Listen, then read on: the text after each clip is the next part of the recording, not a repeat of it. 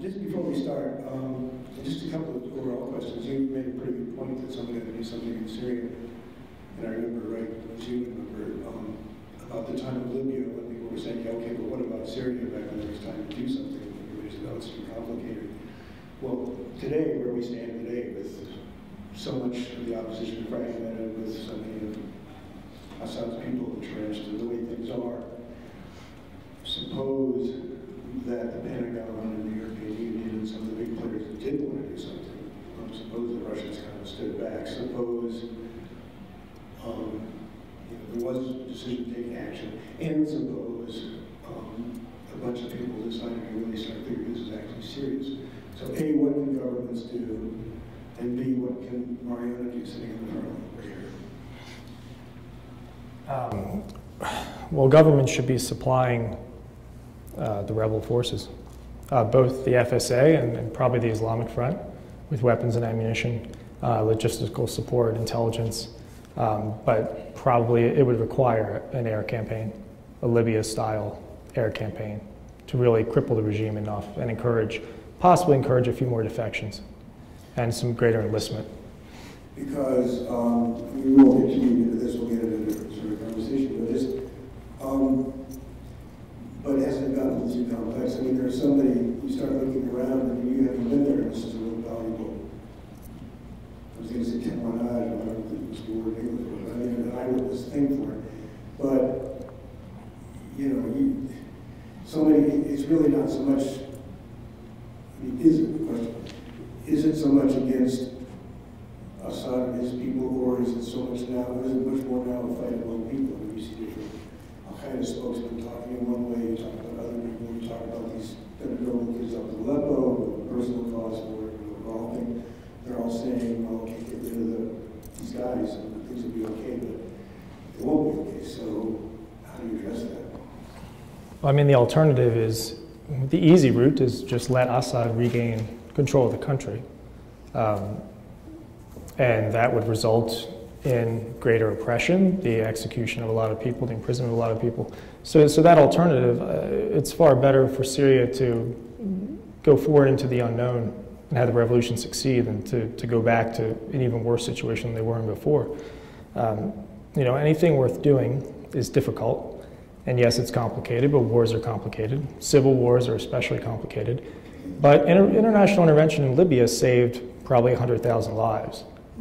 And if the international community chooses to do nothing, this war will drag on for several years and look a lot more like Lebanon than it will look like Libya. Okay, well, let's go into sort of a Stephen Zacher kind of conversation. We'll just talk and back and forth, and let me just throw the same themes out. I mean, for your own background, I left Tucson in the 60s and went to the Congo, and I worked mostly for the Associated Press, and for a long time I was a writer admiral, so I was my job was to try to, you know, get it in the middle. And of course, it's kind of too bad that Fox has hijacked Fair and Balanced, because although those two concepts are possible, they're important, and you kind of have to try to get a sense for things. And as somebody said in the panel before, somewhere, when you're teaching, you've got to get, you know, the neutral and then one and the other. Well, and then as Lisa said, well, are there only two sides? Well, I've been a reporter for 50 years. I've never seen a story with only two sides. Usually there's 100 to start. So it gets tricky. And there's my own background. So I'm questioning now as a reporter who now kind of once in a while mouths off, but when I do, I kind of say, I'm getting my opinion. So the question, are you a journalist or are you not? No, I'm certainly not a journalist. I've chosen my side, and I'm very open about my side. And no, I don't report news. I had a brief experience as a journalist in 2009 when I was embedded in Iraq, and I wrote an article that got the front page of the paper, and the next day the paper went out of business, and I never got paid. So that was my brief foray to journalism. The Baltimore Examiner, right? Yeah, the Baltimore Examiner. And then in 2010, I wrote a little features piece for a Kurdish paper on a Kurdish faith healer, who I was really there to film him for my own film. But no, I've never been paid for an article actually in my life. I've never been, So no, I'm certainly not a journalist. Right. Because the first thing I did is I went to your site, and third line says war correspondent. I mean, where does that come from? That's my past, my embed experience in Iraq. Yeah. I mean, obviously there's no harm in changing careers. Any sensible reporter, after a while, actually does it. Well, the former journalist label is a label that I accept because people have used it so much, but they should really, honestly, I sort of say that I'm a former roofer. Because I had a summer job where I did some roofing, and I've laid far more roof tiles than I ever wrote articles, and I actually got paid for roofing. So former roofer is what they should call me. But again, let me give a bit of background. I mean, spending 6 months in a solitary cell in anybody's place, let alone Gaddafi's, has got to be not a lot of fun. It was the worst all-inclusive resort that I can imagine. Swimming, breakfast, right. But then there got to be this complication, so let me step back. Back in the 70s, before people decided it was a smart idea to kidnap journalists, we had a colleague, a lot of you remember Terry Anderson, and back in 1978, he was can I just turn this on? You know, it's not okay. He was playing tennis in Beirut, and he wasn't paying much attention. He knew it was getting kind of hairy there. And a bunch of bozos came running up through him in a car, and he spent the next 7 years changing a radiator. And a lot of us wore, Terry Anderson bracelets for those 7 years, and he finally got out. And with a lot of very complicated pressure, including, if you really get into it, it's one of the reasons why that whole Contra-Latin American thing got so difficult, because all they're going was part of that whole deal. They were trying to do secret negotiations with Iran, and this was getting very, very difficult. And carry it out. And then he sued the Iranians. And the United States gave him probably $22 million of block money, which is probably going to have to, that's another issue. But he used a lot of it pretty wisely. And one of the things he did is he supported something called the Committee to Protect Journalists, CPJ.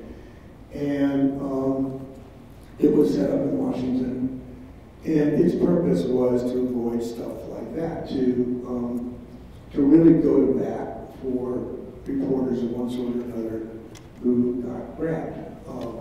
And any of us who've been out there, I've been a lot of places, a lot of friends, and I've buried a lot of friends. We've spent a lot of time trying to get friends out of ugly spots. And something like the CPJ is a pretty useful instrument. Now, whether or not, and here's something I want to ask you about because it got kind of complex. As it looks like from the outside, you very sensibly told your mom you're going as a journalist because you're not going to go say you're going to be George Orwell. I'm just getting what I get by trying to source it myself and do the source. And so when it came out that you were in prison, CPJ got involved. And then Joel Simon, who's the CPJ executive director, later wrote a blog in 2011 which essentially said, we're really sorry because, so quick because I want you to give your side to all you set it straight on. Let's see if I can find the side paper recorder. I'm pretty sloppy. Here's Joel's blog. This is from 2011. Matthew VanDyke returned home last week from Libya, arriving at the Baltimore airport, still dressed in combat fatigues. I went there to support the revolution, but I declared my family not know I left. And what troubles us is that VanDyke told his mother he was going to Libya to be a journalist, so when he was captured on March 13th in Brega, that's what she told us. And then VanDyke gets some journalism. We do not know exactly what VanDyke told his captors. He did not respond to our email questions after his release. Still, the next time a journalist is captured and swears he's not a spy, his captors may be more skeptical. They may be less inclined to believe it. CPJ and other press organizations pose by example.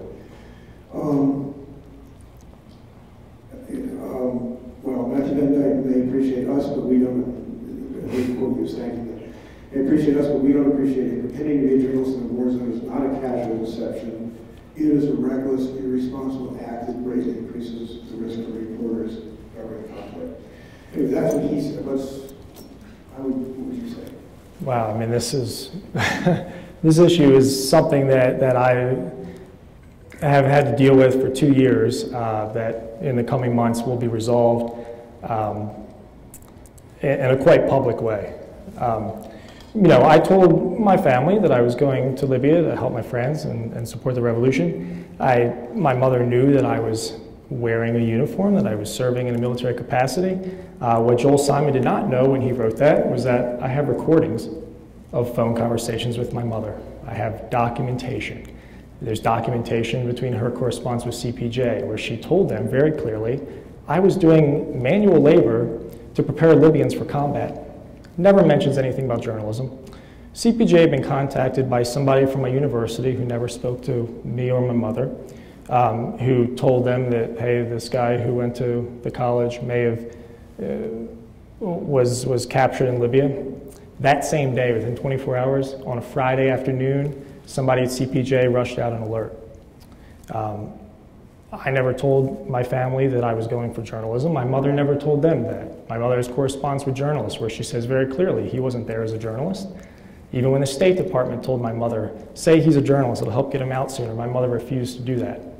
And I have a lot of documentation, and after Joel wrote this ridiculous blog, this information was offered to him. He refused to look at it. A couple months ago, I had a phone conversation with Joel where he's stuttering and stammering on the phone, saying that, well, he can't retract it because it's been up for 2 years, so he won't take it down. So now we're quite likely going to court over it, in addition to the fact that I'm going to release the recordings, the documents, and he may have to resign from his position at CPJ. I don't know. I offered him to resolve it quietly for the sake of CPJ's reputation. Part of the reason I kept quiet about it for 2 years is that, you know, I thought, you know, if I do this, will it hurt the credibility of CPJ? If I tell the truth about it, maybe I should just fall on the sword for this. But as I thought about it, I realized that what he's done is created a mythology that somebody went and posed as a journalist while being a combatant, and that never happened. And the fact that he created that mythology has actually put journalists at risk in Syria, a lot of whom are my friends. I have personal friends who have vanished in Syria, who I talked to 1 week on Facebook, and the next week, nobody knows where they went. So this also is personal for me, and what he's done to cover himself and to cover professional malpractice, essentially, by trying to hang me out to dry. He thought I would disappear. He never thought that I would become well known enough to challenge it. He never knew I had documents and recordings to prove that I was innocent of this. But, you know, it's something that hurts because I hear journalists criticize me. I give you a lot of credit for actually thinking, you know, is it true? A lot of people just read it and they assume that it's true. And these people call themselves journalists, yet they don't consider why would this have been written? Is it true? It's caused me a lot of personal pain, professional challenges, and difficulty. But it's going to be resolved in the next few months, finally. But this brings up a bigger question which goes beyond VanDyke, and it goes beyond this room. It really involves everybody. These days, the advantage is that I can take this thing and talk to 1 billion people, you know, like in seconds. You know, when I left here and I went to the Congo and it was really ugly shit back in 1967, if I saw something, I would have to go to, I had to spend maybe 2 days getting to a telex machine, and come talk to me after about what a telex machine is, to transmit stuff, you know, to New York, maybe, or once in a while. I mean, just, it was different, that was a real problem. And for me to be there, I had to have a news agency that actually paid my expenses and paid me kind of something funny they call a salary, but it was one. And I knew at the end of the line I had to, if something happened to me, they'd get me out. I mean, I knew that because otherwise I'd get criticized and stuff. So there was a structure to reporting. It was what we now call the mainstream or legacy. I mean, these days, as I say, with this thing, or with the camera, you can go directly to everybody. And so, essentially, everybody's a journalist. I mean, look at the word. I mean, journal just means keeping a note, whether with the camera or with your thing, and ist means yes, you know. So, you just made a very strong film. I look at it and I say, okay, well, here's a young woman. I mean, is this journalism? Is this fundraising? Is it propaganda? These questions I'm asking myself. So tell me about the film. I mean, you chose this young woman with the camera, and then in the center, there was all of a sudden that very moving footage of the little girl with the cheek on her face and all of a sudden, you know, stuff flying in the market. Where did that come from, that footage? That was a protest that Nor and I were at. That particular footage was shot by Abdullah Hasgawati, who's in the credits. As well, that footage and the footage of Hassan's death, those were shot by people who are credited at the end. Were they? Because I looked for credits at the end. Because I don't know if you know, but this was, Chris Dickey wrote a blog, went to Davos and wrote his Shadowland Journal blog. And that little film, I mean, that footage of the little girl and was like, blew away Davos. And that's all people talked about for 2 days. And he gave the source, and I think the source was Syria 2.0, I forgot what it was called. And I tried to kind of track it down. But did your guys shoot that, or where did that come from? No, that was permission given by Abdullah Hasgawati. He shot it. He's in the credits. He is? Okay. Yeah. I guess I missed him. Okay, good. Yeah, at the final end credits. Okay, good, thanks. Okay, anyway. Well, okay, tell me about the film. Is that under the new definition of journalism? Is it journalism, or what's it journalism? No, I find this new definition of journalism very, very dangerous and problematic. No, it's certainly not journalism. That said, it's not propaganda either. I mean, I do not present my point of view. I let Nor and Malia speak, you know, and they have a perspective, and I just presented it. I try to keep the integrity of documentary filmmaking as an important consideration. You know, I'm not, you know, I believe in the cause, but I believe in playing fair and trying to do it honestly. It's certainly not journalism, though. I'm not fair and balanced. I'm not reporting news. You know, this film was clearly designed to have an emotional impact on people. It's not something that's sort of a History Channel informing you. It's something that goes to your emotions. And that was done on purpose. I'm trying to get people to support the revolution. I like the film when it's used at fundraisers. People cry, they give more money for humanitarian causes for Syria. But I do not accept the idea that everybody with a camera is a journalist. And you know, there's stories, I know stories out of Syria, news stories that have been faked, or photographs that have been staged because of this lack of professional journalists. Well, let's go back to never mind Joel himself, or even CPJ, but Joel's point, which is that, and also really the military's point, it's getting very hard. I mean, back in 1990, when everybody was getting jerked against the in Kuwait, there was a pretty strong reason. Everybody, the story went around real quick, everybody picked it up. Oh, the Iraqi invaders were pulling infant, Asian is still around. Are pulling infants out of the incubators. Everybody got really excited, and then somebody tracked it down, and they found that the woman in the film who was making this emotional plea was the daughter of the Kuwaiti ambassador to Washington. You know, I mean, reporters, and I always prefer the reporter to journalist, which is why, and to me, it's a very, very strong difference. The reporter goes to see it. The reporter, which you did, really, as a reporter. You go as a reporter, but if you chose to be one, you do it because you're there, did it the hard way.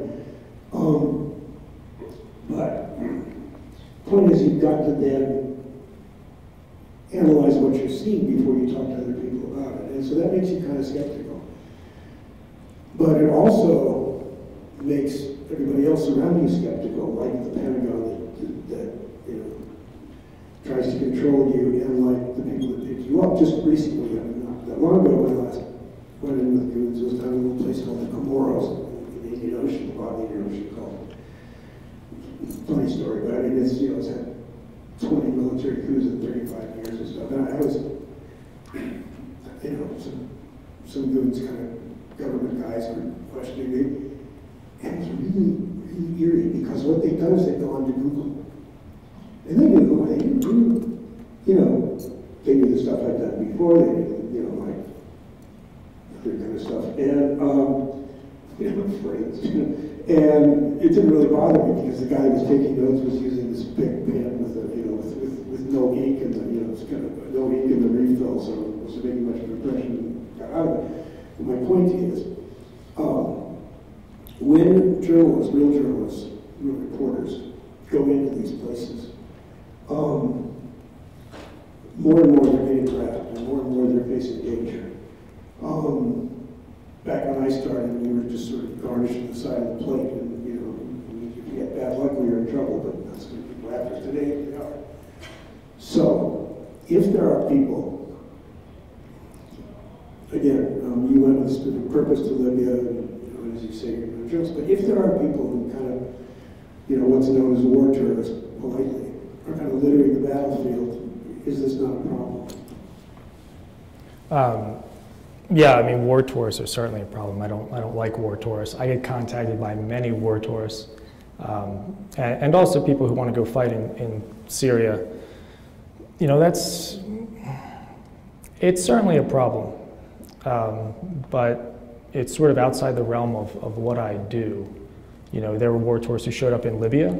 They were arrested by the rebel forces. Some of them grabbed guns and they were arrested. It's not really. It's not something that anybody really likes to see. It's kind of a sick phenomenon. What was this motorcycle thing? These motorcycle war front in 2010? What's that about? The War Zone Bikers project. That was myself and a photographer that I met during my brief embed experience in Iraq. We wanted to film what was going on in Iraq and Afghanistan as well as Iran. So we, with the end goal of embedding with U.S. forces in Afghanistan and filming them, and we decided to do the journey by motorbike, as I had done my journeys throughout the region before. A motorcycle really is the way to get to know the local people. Because if you show up in a car, you're in a box, you're separated by a windshield. When you show up on a motorcycle, you're immediately interacting with people. And it's a very different dynamic. And you also, people approach you differently. Because of the novelty of a foreigner showing up in their town with a motorcycle. So it seemed like a good way to do it. So that's what we did. It was supposed to be Baghdad to Bagram. Our getting to Baghdad involved being hooded and beaten and accused of being Al-Qaeda by Iraqi security forces. So that wasn't really how we had planned it.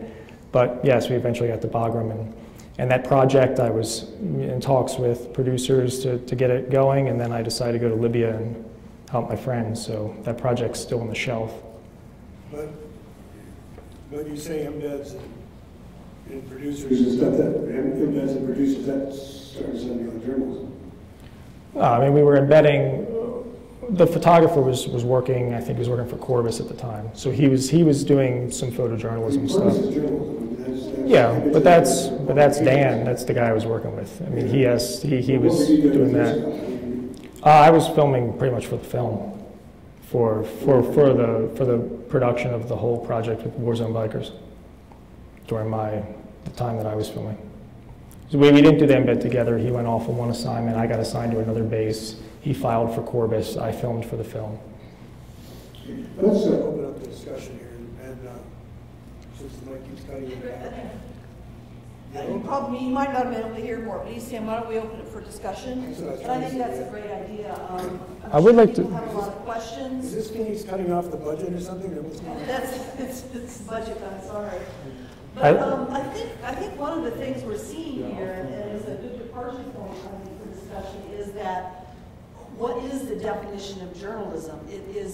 I think it's a much broader definition than when Mort started out in the 60s. I think it's different. Some people would say it's different. Other people would say it is exactly the same, and everything else is outside of journalism. Personally, I think there's a much broader definition of what is journalism. I personally think a lot of what Matthew's doing is journalism. It might not be the journalism that you practiced for the past 40 years. Well, the thing is look, I've got to say, I'm still doing it, and I've got to expect, just today I looked at the thing back from Monaco, doing the lead story in Monaco magazine, which is that place down in Morris, and I did that, but it was also there's a long slideshow online, there's other kind of stuff, and I realized the times change. I mean, when I started out, I used Morse code, today I can actually use a computer.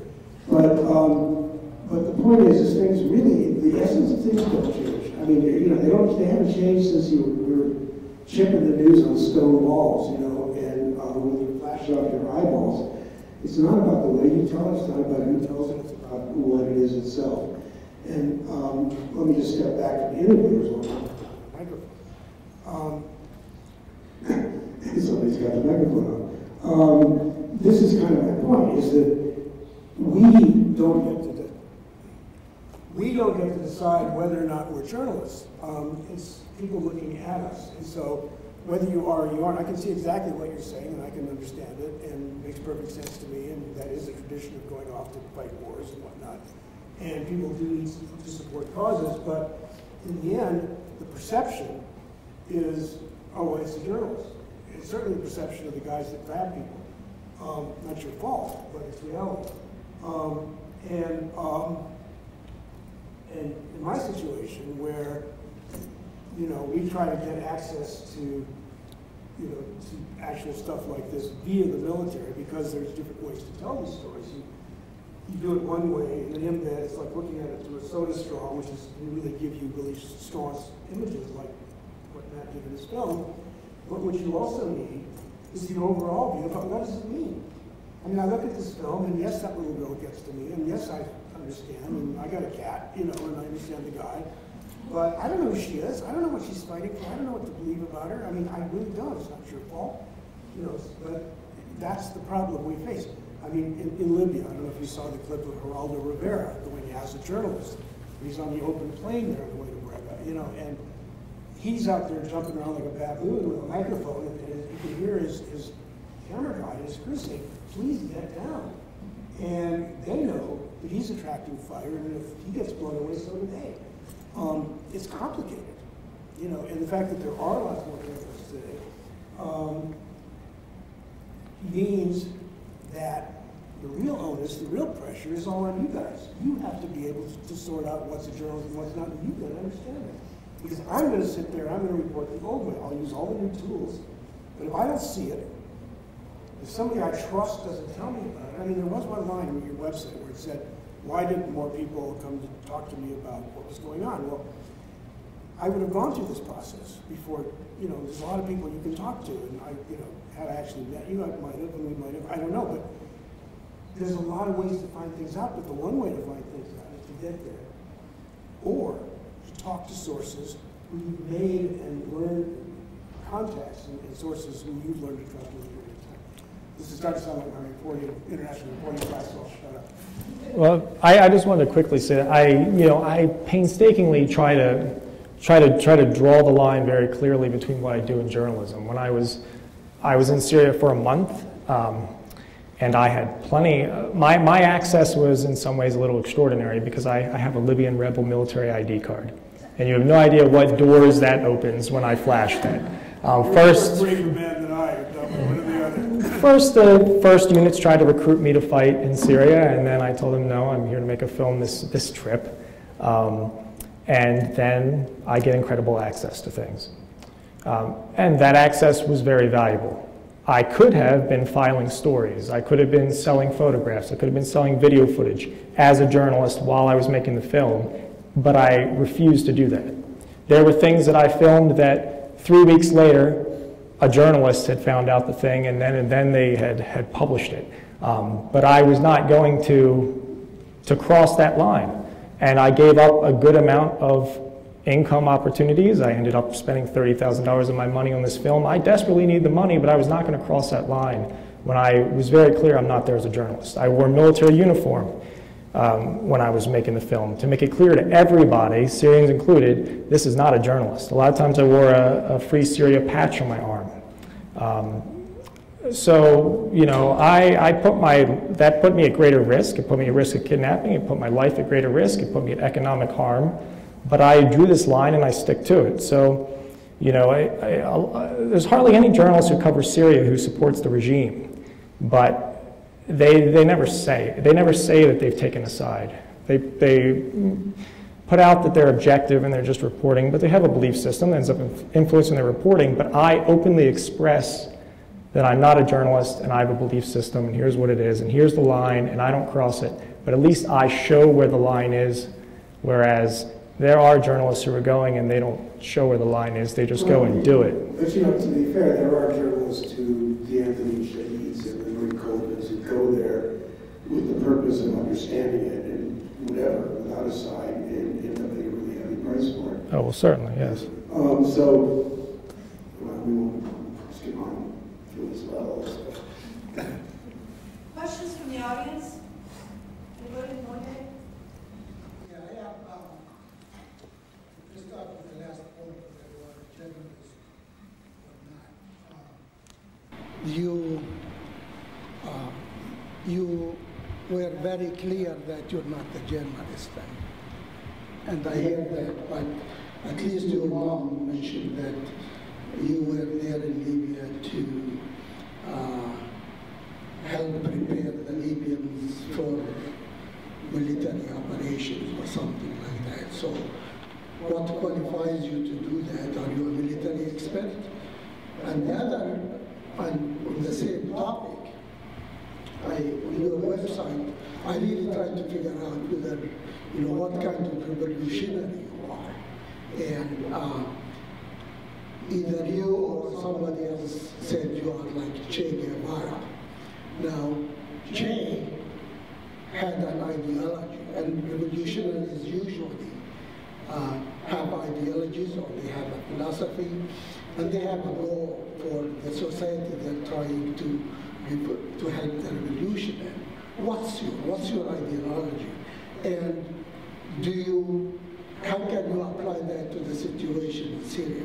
I can go for a long speech about how brutal the Assad regime is, but what is the revolution that you are trying to support in Syria, and what's the goal? And what's your ideology? Okay. For the first part of the question, the Libyan revolution was a citizen soldier revolution. So when I showed up in Libya, I had more knowledge of weapons and military matters than anybody else in my particular group. I had actually fired a heavy machine gun when I was on my embeds in Iraq and Afghanistan. I always asked the soldiers, take me to the range and show me how the things work. So I had fired weapons. I had fired weapons in America as well. And that was more than the other men in my group had done. I also have a master's degree in security studies, so I have an academic background in warfare. And I'd been on missions with the US military, filming them in Iraq and Afghanistan. So I had a general understanding of the way things should be done, which was also more than the other men in my group.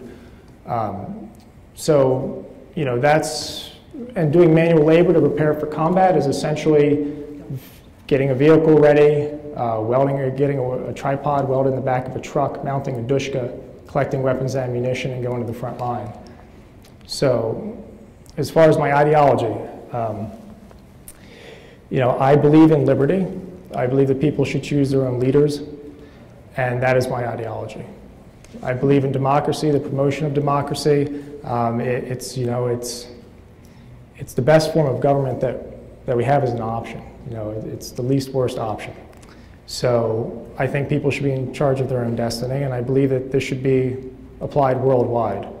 So I do believe in liberation as a worldwide movement, and that as one country falls, hopefully it will inspire others, and I believe that it's the responsibility of people in democracies to support others who are struggling for democratic rights as well. Do you have concerns that in Libya, or that in Syria, what may come next will not be anything like democracy? I mean, as you pointed out, the Egyptians are back Right. in the military regime. There may be an Islamist regime in Syria. Well, the Egyptians' problem is they didn't go far enough. Basically, you know, it's like that movie, The Usual Suspects, where they say that the greatest trick the devil ever pulled was making people think that, you know, the bad guy didn't exist. And the greatest trick the devil ever pulled was convincing a country of 80 million Egyptians that they had had a revolution when they didn't. And the military had actually remained in power. So do I believe that after people shed so much blood and suffer so much, that they are not going to let another strong-armed dictator or an Islamist government come and take power. They'll fight them next until they get what they want. So, I believe in the end that the revolutions will produce the result people want, and it might not come at the very end of the revolution. There might be a revolution after the revolution. But in the end, people are not doing this to then just shrug their shoulders and accept a result that they don't want. But you could also end up with a long, bloody struggle between those with more democratic aspirations and those with really more authoritarian aspirations. But this is what you're saying, is that that's for them to sort out and for the long, if it's a long haul, that's human history. War isn't pretty. So Musa Al-Gharbi, so my question is sort of picking up on some of the themes that have been covered earlier today, and also that you guys have been talking about. So I know that you sort of discourage war tourism, and you just try to discourage other people from going, as you mentioned, and you feel like what you're doing is importantly different from war tourism. But one thing that war tourists and yourself have in common, that also some of the researchers have in common, that, as I mentioned earlier today, is that when you're done with your project, you're leaving, and the people in Syria are going to be staying there and sort of living with whatever outcome happens. So are you worried that perhaps the fact that you don't live there and that you can leave maybe changes your calculations on things and makes you look at things in a different way than most people living in Syria? For instance, you seem pretty committed to the uprising and supporting the rebellion, but it doesn't seem that most Syrian people support the uprising with quite the same fervor. Most of the Syrian population seems neutral to maybe even opposed to the uprising. So are you concerned maybe that sort of this asymmetry in costs and risks that you incur versus the people who live in the situation might be sort of clouding your perspective on this? And then sort of following up on that, as a freedom fighter and as someone who sort of supports the aspirations of the Syrian people, if it turned out that most of the Syrian people didn't support the uprising, do you think it would be appropriate then for the uprising to end or be put down? First, I'd have to take issue on the characterization that most people in Syria do not support the revolution. You could tell by the number of protests throughout the revolution that support for the revolution was widespread, and there's still a lot of support for the revolution. People are scared to talk and to protest anymore because they're getting slaughtered in the street. That said, surely in Libya, more people support the revolution as a percentage of the population than they do in Syria. Syria has sectarianism and other complications, but I wouldn't characterize the Syrian revolution at all as being neutral or pro-Assad as far as the population. And even if they were, they would be wrong, and I would still support revolution in that country. You could look at North Korea. North Koreans have been so brainwashed. Maybe they really do love their leader, but they're wrong. And I have no problem telling them that, and I have no problem with people who would go, if there was a revolution in North Korea, sure, they should fight, even if most of the population supported their beloved leader. Matt, where did you go in Syria? I mean, you did the film in Aleppo. What was your travel in Syria? How long did you spend? During the war? Yeah. I mean, since you got back, since after Libya, when you went to Syria, just all told, what time? A little bit in Idlib, but pretty much all in Aleppo. I had the option of going to a lot of different places. I decided that I wanted to stay in one place, get to know people, get to understand one of the front lines really well. And how much time totally did you spend around Aleppo? It was about a month. Because, I mean, listen to what you're saying. You're talking about a big country. I mean, Syria is huge. And, I mean, you've got, a power group from one area. You've got, right. As everybody in this room knows, it's pretty hard to make a characterization of the Syrian revolution that's so fragmented across such a large area. No, I'm not making the characterization just based on my own experience. But I mean, well, that's what I'm trying to pin down the experience, because you know, there are a lot of people that do support it. I mean, And in Aleppo there are well, also. yeah, Aleppo is I mean, that's why it's still going on, and that's why, you know, we can't really pin down who did who, even though there are a lot of reporters all over the place from a lot of places doing some pretty good work, and we're still kind of confused. So, I mean, that's another thing to keep in mind. It's just, it's, you know, as how are we going, whether we're journalists or whether we're doing something else, we only see what we see. right, but every civil war has two sides, and one of those sides, and a lot of times, is wrong. Yeah, including in our own nation's you history. can't make a decision about what's right and wrong until you see it, is what I'm saying. Right. Can I piggyback on sort of... Oh, but I also want to address your that I just come in and then I leave. I don't leave. I'm fully committed to the Syrian revolution. I'm still doing work involving the revolution. Libya, I went. I said to the men I was with, I would not leave Libya until Libya is free. And I stayed, and after I escaped prison, I went right back to the front line. And Syria, until we win or we lose or whatever happens, or until it kills me, I'll stay with it. I'm not popping into Libya like some journalists will go to Libya. That's where the story is. They'll do 2 weeks, then they're off to Mali or they're off to another country. I'm not. This is my cause, and I stay. And when I went, I said on my website, look, if I'm captured, I accept the fate of the men that I'm captured with. I want no special treatment. I'm not a journalist. Don't advocate for me. Whatever happens to them, to the FSA that I'm with, that's the treatment I want. So I've thrown my lot in with them, and I accept the responsibility of that, and whatever fate happens, it's... Well, then let me clarify I'll take a little bit, because I see what you're saying. I think I might have been a little unclear initially about what my concern is. So, say you guys, you're advocating, of course, the rebels triumphing over the regime. Now, let's assume that goal is successful. The regime is overthrown. But then assume that the situation that follows is worse. Say there's a protracted civil war, a la Iraq after Saddam Hussein was deposed. Say that maybe Iraq and Lebanon sort of spill into a regional conflict, or the people who live in government areas now, who are currently getting services from the government, are worse off, and there's not really anything to replace them because the FSA isn't able to get their act together. All of these are pretty plausible sort of outcomes of what would happen after Assad. So you might stay there until Assad is overthrown, however long that takes. But if there's continued unrest and disturbance and civil war and death and misery for the next 20 years, I don't know if you're going to be there for the next 20 years. I mean, I can see you being committed until Assad falls, and that's good, that's laudable. But there is a difference between staying until Assad falls and actually living in Syria. Well, there is, but it's not like I was sitting at a room at the beginning of the revolution telling people what to do. I mean, these sorts of arguments, what will come after, is the kind of argument that people make before they decide to rebel. But now they're in it. So the alternative is Assad regains complete control of the country, and that is a worse situation than anything could possibly come, I think, in the future. But will I stay? You know, my cause is the overthrow of authoritarian regimes. If Syrians end up in a bloody civil war against each other, probably not my fight. I mean, I'm not Syrian. I'm not going to take sides in a civil war that becomes sectarian. I have no role in that. That's not.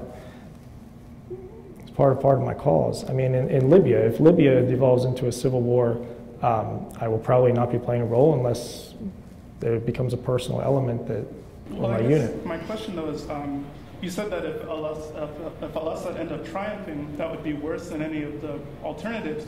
But it seems to me easy to make that judgment when you're not the one who's directly bearing the consequences of these alternative situations versus Assad staying in power. It seems easy from America or from a quick tour in Syria to say, yeah, well, you know, the worst thing would be Assad staying in power. But when you're the one directly bearing the consequences of these alternatives, the calculation is a little different. And it seems to me that the calculation of the Syrian people tends to be different in general. Like the broader trend of where the Syrian people tend to be falling in this rebellion seems to be different than the position that you're taking. And I think that part of the reason for that difference might be the fact that a lot of the people who are more hesitant to support the rebellion actually do have to face the consequences of what happens afterwards. Can I just say one thing? I'm not sure, is there any hard evidence about how the Syrian people feel? I mean, my guess is that maybe there is. Well, what are you basing that on? Yeah, okay, so... have there been polls? There's a few sort of evidence points that I go to in sort of advocating that most of the Syrian people don't seem to support the rebellion. A lot of it's in my published work, so you can look it up. So like one of the most, there were some polls, some of them scientific, some not, that suggested most of the population supports Assad at the beginning. A recent NATO survey, which collected metadata from, well, it was a meta-analysis from data collected from human rights groups and other stuff, from human rights groups and aid organizations and stuff. The NATO report suggested that 70% of the Syrian people support the government over the rebels, 20% are torn, 10% support the opposition directly. You can look at force numbers of the opposition. By the most generous estimates, there's about 100,000 fighters on the opposition side, and that's on the more generous. Now, Syria is a country of 22.5 million people, so that's less than 1/2 of the total population that's taking part in the opposition. You could look at, alternatively, the large numbers. Well, actually, so the protests, just real quick, and then I'll be done. Okay. So the protests themselves are actually an indicator. As Matthew mentioned, in the early stages, they were broad-based, but they weren't really large to the same extent that they were in, say, Egypt. And there was often counter-protests, which were larger than the protests against the government. And what the protesters were calling for was an acceleration to Al-Assad's reform, not necessarily for him to step down. The people who ended up taking up arms are a much smaller and more homogenous group from very particular areas. So that's sort of what I'm going on. Okay, let's let Layla respond to that. All right, well, first of all, I want to thank Matthew for coming here and letting us ask these questions and have this conversation, which has gone in all kinds of interesting directions about the nature of journalism, the nature of participation in a cause, what we as citizens, what we as professionals, what we as researchers, might think at first glance are easy positions to take, and they're actually quite complicated. So thank you for coming here and sort of putting yourself up as the object around which we can organize, these very difficult questions for ourselves, and taking some bruises perhaps in the course of doing that. I want to shift focus a little bit. I mean, I think, in answer, Musa and I will go at this all day, every day, for as long as our excellent relationship persists, which will probably be quite a long time. I mean, I don't think you can talk the Syrian revolution away with any kinds of numbers. But I do understand, being on the ground there, and the reason why many of us who are very committed to the Syrian revolution are silent has to do with the ambivalence of facing up to all these consequences. What does it mean for you personally? What does it mean for your friends and your family who are there? I sense in you a youthful and masculine and not quite understood enthusiasm for sort of being out in the forefront on a motorcycle with a camera, which is certainly not my preferred position, but I don't think that makes the whole revolution disappear or undermine just because we have different ways in which we might participate. Let me just shift the focus a little bit and ask you, based on your recent experiences there, what is your assessment of the decomposition and fragmentation of the revolution into extremism? The moderate opposition of the FSA seems to be on the defensive. It seems to be spending as much time fighting its Islamist, extremist rivals at this point, especially in places like Aleppo and further east in Raqqa. And you also provocatively, in sort of a throwaway line, mentioned that the non-Jabhat al-Nusra, non-Daesh Islamic Front might be a source of potential progress and alliance. And I'm curious to have your assessment as someone deeply committed to the FSA, your assessment of the landscape of the opposition as a whole. Well, the fragmentation of the opposition's always been the biggest problem in this revolution. And that's, on one hand, it's a little bit difficult to blame the West for not helping when the examples of Libya, you look at the NTC, you had a political body that was in control of the military.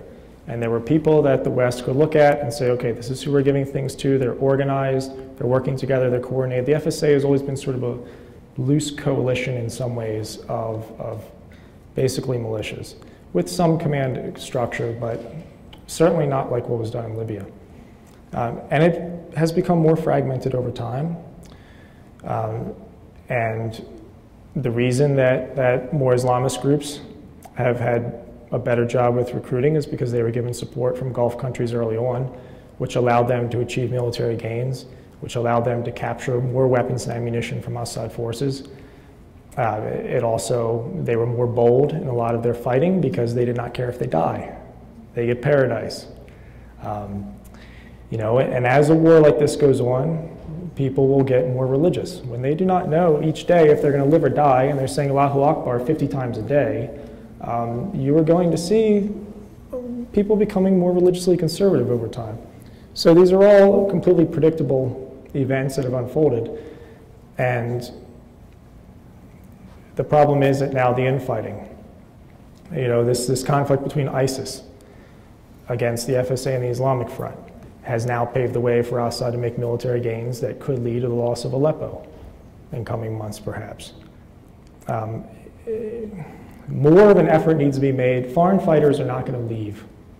And the truth is, I do not think there's enough Syrians in the revolution still alive to achieve a military victory without those foreign fighters. And more of an effort needs to be made to actually get the foreign fighters to leave groups that are not cooperating with the goals of the revolution and not cooperating with other revolutionary units, and get those to join ones that will. And if they don't join, then kill them. But issuing statements like all foreign fighters need to leave Syria, they're not going to leave because a statement's issued. They're going to go to war with each other, and that's the problem that exists now. ISIS needs to be out of Syria, but it needed to be done in a way that completely eliminated them so that they can't just stand there and stab a knife in the back of the revolution. And this little mini revolution against ISIS has failed because it wasn't carried out properly. And now an effort needs to be made to convince those fighters to leave ISIS and join a unit that plays ball, even if it's Jabhat al-Nusra at this point. So that's my view on the fragmentation. Generally, as long as they shoot in the right direction at Assad's forces and don't put a knife in the back of other units, I really don't care why they're fighting, what their ideology is, where they're from, as long as they're all on the same team and not doing things that are harmful to the revolution. Other questions? Sorry. This gentleman. On the note of being committed to the revolution, I'm curious if you have any plans to return to Syria. Yeah, I'll be returning. I would have been there a lot more this year, except I've been working on a project that is, I don't want to get into it too much, but it's essentially a project that will benefit Syrian journalists and foreign journalists that will be run by Syrian women journalists. It's a project I put a lot of work into, and I've just recently gotten an international NGO to back it. So in the coming months, that should be taking shape, and I'll be returning to set that up, and I'll, for a time, be sort of stepping back a little bit from my pro-revolution statements and so on to try to get this initiative going, get this project going, which is more independent. I mean, it involves journalism in the center, and I'll essentially be an advisor to it and using my connections to help facilitate things that the center will do. So I'll be back for that, and then in the future, who knows? Whatever sort of needs to be done, I'm willing to do. Could you give us more detail about that, about who's involved, or is it not ready yet? I'm just curious. It sounds like a great project. Sounds like you're going back into journalism. No, I'm helping set up a center that will be run by Syrian women journalists, that will be done for journalists, but I'll be sort of doing a behind-the-scenes sort of advisory role It's my initiative, it's my project, but I'm not doing the reporting. I'm just sort of putting things in place to enable other people to do better reporting. And most importantly, increase the security of both local and international journalists. Part of the reason that journalists get kidnapped in Syria is they use a fixer and they tell everybody else, okay, that fixer's okay. You know, I made it back okay. The problem is a lot of these fixers are crooked. They're either selling out journalists or they're trying to provide the worst service at the highest profit margin and not taking security precautions. No journalists who use fixers that I recommended have been kidnapped in Syria, but ones who have used journalists that others recommended have. There's journalists who I know were involved in things like sexual assault, including against female international journalists, and journalists keep this quiet. They sweep it under the rug. And if one person speaks up, other journalists say, oh no, we like that fixer, you be quiet, and you're kicked out of our little club or our little group. So this is a problem that I'm trying to address, and it's taken a lot of work. But I have an international NGO that's a journalist NGO that believes in the project and believes in me, and we're moving forward, and it's finally in the stages. But I don't want to sabotage it by saying the name of the group, and then my critics start whispering to them and causing me problems. So. Yeah, it's getting into complex waters that have, you know, that go back a long way. I mean, back in 1981, I was in Syria for AP, and I happened to bring the Thomas story, the story called The Showing of an Amma that they would, Assad's father, that nobody could get near the place. And the guy who turned me into the Mukhabarat, and I got out of there about 2 seconds ahead when it was too late, was the agent stringer. Was also the stringer for Roy and for AFP and for 3 other people. He also ran a line of European hookers on the side, but that was something else. And he would file to whichever news agency had paid him the most recently and the most. And he back then we had carbon copies, so he'd make 5 copies of each thing, and he happened to file at each agency. I don't fault him, I fault the agencies for hiring a guy like that, but it is very difficult in places like that to find, as you point out, to find, these people have lived there forever, they've got alliances, they've got families, and it's not a society with straight lines. Yeah, and I mean, it's impossible for a journalist popping in for 2 weeks to find somebody. You really have to have your finger on the pulse of a city like Aleppo to know all the little bickerings, all the little family relations, who has an economic problem that they need money and might be inclined to sell somebody out, who's crooked, who's selling guns on the side. It's really complex, and it really takes sources on the ground that I was, managed to get in place. But the problem is that the fixer thing is the reason why journalists are missing. And it's not because they're all crooked, it's because most of them are incompetent. That's, in a large number of cases, that's what's happened. People not having good information on the ground. So part of what I'm trying to do is kind of collect those things and have who's good, who's not, and pass along that information. It's something I've been doing privately and quietly for some time, but I'm trying to institutionalize it a bit because it's hard to just tell journalists I know on the side who to avoid. And I'm tired of seeing my friends disappear. It's a great idea, and it's something that's needed, especially in a place like Syria, but a lot of conflict areas, this is an issue. It's always an issue for journalists, but especially Syria, I would think. Yeah. So, good effort. Another question? Sort of like a 2-part comment, I guess. And the first thing is on kind of like the notion of what a journalist is, because at the beginning, Mort, you said that people may not identify themselves as journalists, but it's how their audience kind of interprets them to be.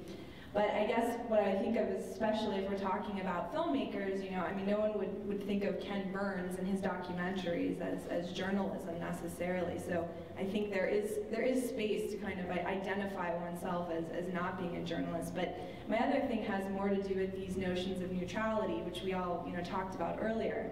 And so everyone brought up that yes, this was shot in Aleppo, but I'm sure anyone who's taken a graduate class has read plenty of books that have these very general titles, and then it ends up being a survey that was done in one city for 6 months or 2 times over. I mean, I think there's just a reality to the way in which we collect knowledge, that there are limitations to how much neutrality we can have. I mean, so my background is political science, and we're always trying to play with the numbers and work out all the statistics to make sure that the polling is accurate. But at the end of the day, it all can be skewed. So I guess it's more of a comment than a question. So maybe just if either of you have a response to that. I mean, I guess my point is, isn't there space for this kind of work, just as there's space for the kind of work that you do, Mort, which is definitely different. It just seems to me that there's space for all of this.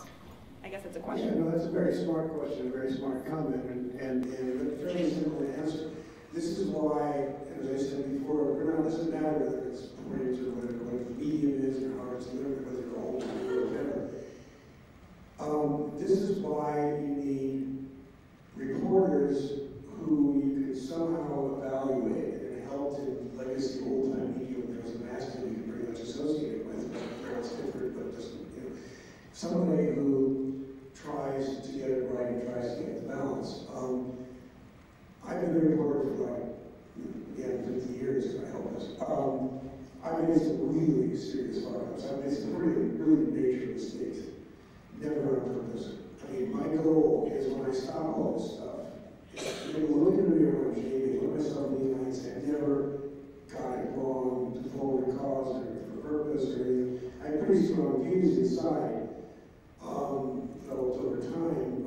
And a journalist, a real reporter, I mean, an old-style reporter today, an old-style in the sense of the new-style old-style, learns to try to get it right. I mean, it's like any kind of judge or something like that.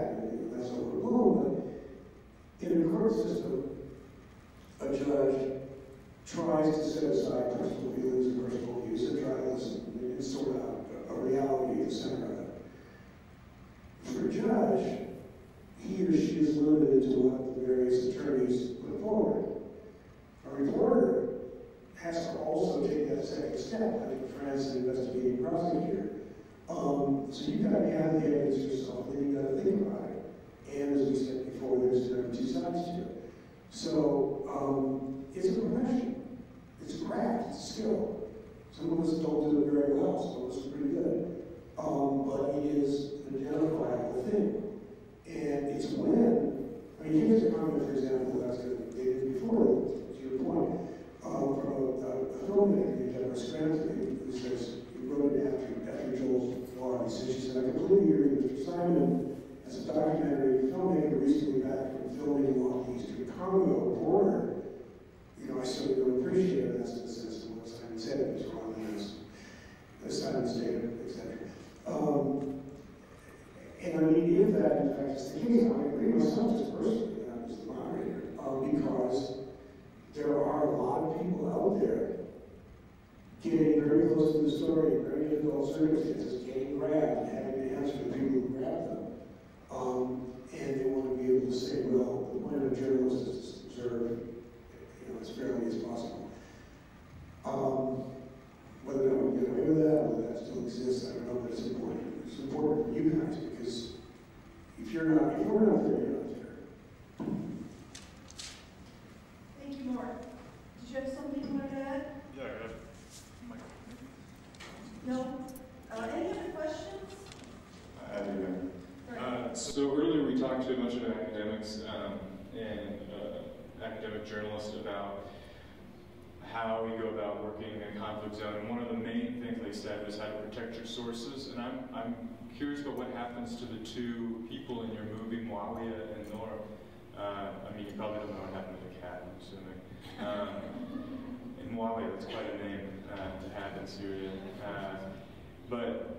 What happens, because I think I remember reading the news from Geneva too, and the foreign minister of Syria, if I'm not mistaken, Wallam, said Noor was a terrorist and singled her out. They did? If I'm not mistaken. I hadn't heard that. I hadn't heard that. What did happen to the cat? I don't know what happened. I should have adopted the cat, but I already have a couple, so yeah, I'm a cat person. I had not heard that. Please show me the source for that, because that should be a source of pride for Noor, to be called a terrorist by the regime. You know, if you're, it means she's doing something right. You know, Noor knew fully what she was doing, so did Malia. They knew the potential consequences, but they believed in it enough, and they were courageous enough to appear on camera. Everybody I filmed, I did a lot of interviews with other people, a lot of fighters, a lot of civilians. Every interview I record on camera, them giving permission to use the video. A lot of that's for my own ease of mind, that later I know that I have it recorded right before the interview, that they give permission for it to be used and that they know it's going to be seen. But they've, you know, they're both doing okay. Noor is still working for Reuters as a photographer. But yeah, they certainly face risks. Actually, before the film, Noor was using a pseudonym when she was working for Reuters, and she talked to her family and they agreed that she can use her real name. So this was actually the first time she started using her real name, was when she started working on the film, and then she started using it in photographs also. But yeah, it's certainly a risk that they both willingly accepted. And actually with Malia at first, the CNN report, you'll see that his face is blurred, because at first he was concerned about the film being on TV and he wanted his face blurred. So that's why in some of the CNN footage, when they did a news story on me returning with the film footage, he's blurred. But later on, he decided that no, he was all in and he was going to take a chance. So. How has the film gone over in Syria now, in Aleppo and beyond? Well, of course, I only get feedback from the revolution side, and they love it. You know, I don't. But no, they like it. Even before I got the Arabic version online, I was hearing back they love the film, even though they can't understand everything that's being said. They still like it, and that meant a lot to me. That the people that I'm trying to help with the film like it. You know, that's really important to me. And if the goal is to stir up support here in the U.S., how has that gone for you? It's, of course, disappointing. I mean, you have goals when you set out to do something like this that you're going to really change things more than they end up being changed. I'm still trying to get a screening on Capitol Hill. There was a lobbyist who was setting it up right before the congressional vote was supposed to happen, and then when that congressional vote didn't happen, then it all fell apart. So I'm waiting until Syria gets in the news again, and then a lobbying firm can make the connections to get a screening set up. I sent a DVD to every member of Congress. I had to burn 535 DVDs. My mother and father helped me stuff envelopes and mail them off. You know, the film's been used at fundraisers, and I think it's helped raise more money for causes. And it's been seen by a lot of people. I mean, it's been seen by millions of people because it's been broadcast on television in Germany, South Africa, Norway, and Australia so far. So the numbers that you see on YouTube don't actually reflect the number of people that have seen the film. It's also on my YouTube channel, the distributor's YouTube channel, The Guardian, which isn't publishing their numbers. And the TV broadcast in Germany alone was over 3 million people. So I've been pleased with it. I mean, it's my first film, and I never thought that it would sort of do as well as it's done as far as awards and the film festivals. But of course, I wish it would change the world, but it's not going to change the world. I always wish for more impact, but you know, I did the best I could, and so did Noor and Malia, and I hopefully it's made a difference in a lot of people's opinion who've seen it. Should get it to John McCain. Working on it. Oh, I'm sorry. Oh, press the red button on the bottom. Press the red button.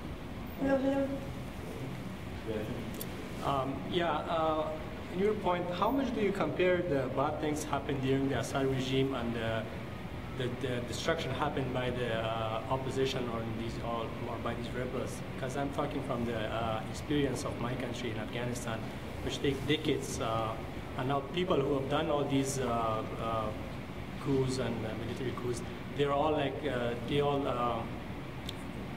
they're not happy with it, or like they wish they haven't done it.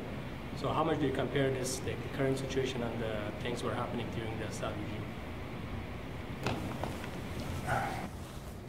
I'm not entirely sure I get the question. If you're saying,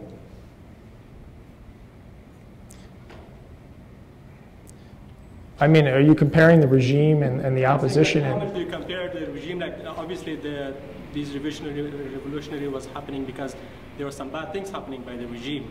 So, like, after this this revolution, a lot of like destruction happened to Syria. And how much do you compare this destruction with those bad things happened by the Assad regime? Oh, I think he's saying, is it worth the major destruction? Is the destruction worth the evil of the regime and worth the effort to get the regime out? Is that what you're saying now? Well, Noor certainly thinks so, as she said in the film, that the destruction is worth it because now they can express themselves and that they have freedom. You know, yes, it's freedom among rubble, but that can be rebuilt. You can rebuild destruction. And like she said, you can build it better than it was before. But you can't do a whole lot when you're under an authoritarian regime. And this is a government that people lived under for decades, and that would round people up, throw them away in prison for very long periods of time, torture them, kill them, threaten them. And you know, each individual Syrian will have to make their own mind up about whether it's worth it or not. I mean, it's not really, I think it's worth it.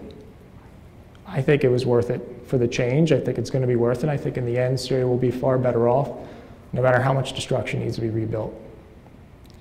But that's for everybody to decide for themselves.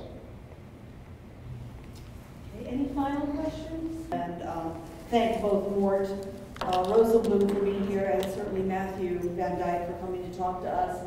And we can continue this conversation informally. Let's do that. We want to thank everyone for coming, for your interest. Thank you all. Thank you. Nice to meet you.